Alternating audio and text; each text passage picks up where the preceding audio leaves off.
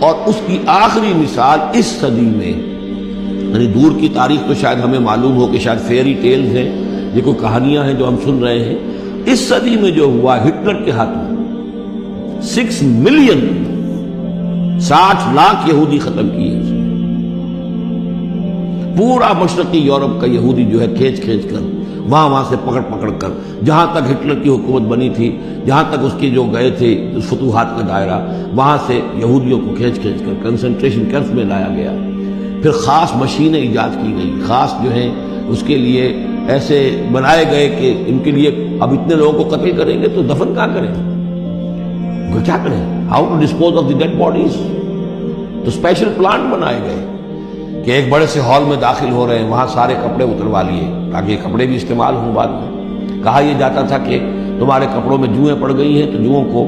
اس کو ڈیلاؤس کرنے کے لیے ضروری ہے کپڑے اتار کے آگے گیس کے اندر تاکہ وہ جوئیں ختم ہو جائیں گی۔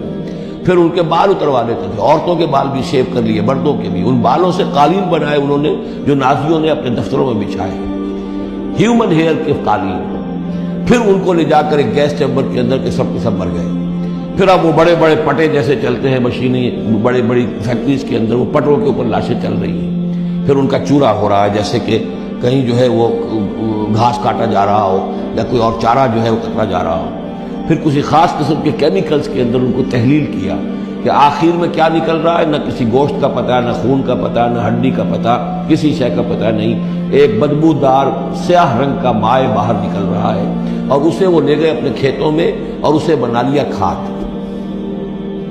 یہ کام اس صدی میں ہولوکاسٹ، اس میں زیادہ سے زیادہ یہ کہتے ہیں کہ یہ مبالغہ ہے 60 لاکھ کا، 40 لاکھ،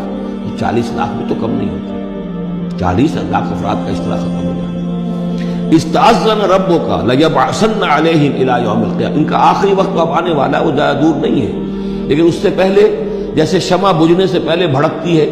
لہذا وہ ایک بھڑک ہے اس کی کہ جو یہودیوں کی ہے، اسرائیل ہے، ان کی طاقت ہے، ان کی قوت ہے، عربوں پر وہ چھائے ہوئے ہیں۔ اور واقعہ یہ ہے کہ مسلمان جس عذاب کے مستحق ہو چکے ہیں، اور ان میں سے عرب چونکہ ہمارے ہاں اونچے درجے کے، اس اعتبار سے امت کے اندر ان کا مقام اونچا درجے کا ہے کہ حضور عرب تھے، انہی کی زبان میں اللہ کی کتاب ہے،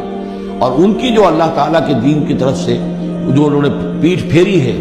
لہذا اس کی جو سزا انہیں مل رہی ہے وہ یہ ہے کہ ایک مغضوب علیہم قوم کے ہاتھوں ان کی تذلیل ہو رہی ہے، ان کے سامنے جھکنا پڑ رہا ہے۔ جن کے ساتھ کسی ایک کمرے میں کبھی بیٹھتے نہیں تھے، اب ان کے ساتھ مفت و شنید جو ہے اور ان کے ساتھ بغل گیر ہونے کی نوبت جو ہے وہ آئی ہے۔ اور ابھی جو کچھ ہونا ہے وہ خیر دوسری بات ہے، میں اس میں نہیں جانا چاہتا، وہ آخری وقت بھی آئے گا،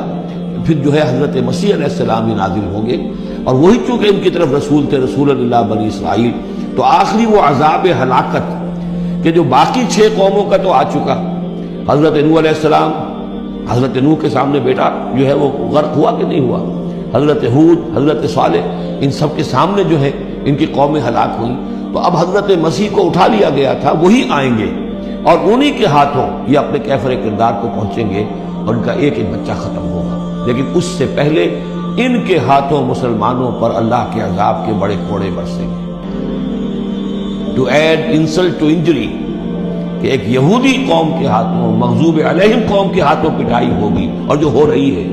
لیکن یہ کہ ابھی شدید تر صورت میں اس کا شروع ہونے والا ہے معاملہ۔ کوئی دنوں کی بات ہے کہ مسجد اقصی شہید کر دی جائے گی، اور پھر ایک طوفان جو ہے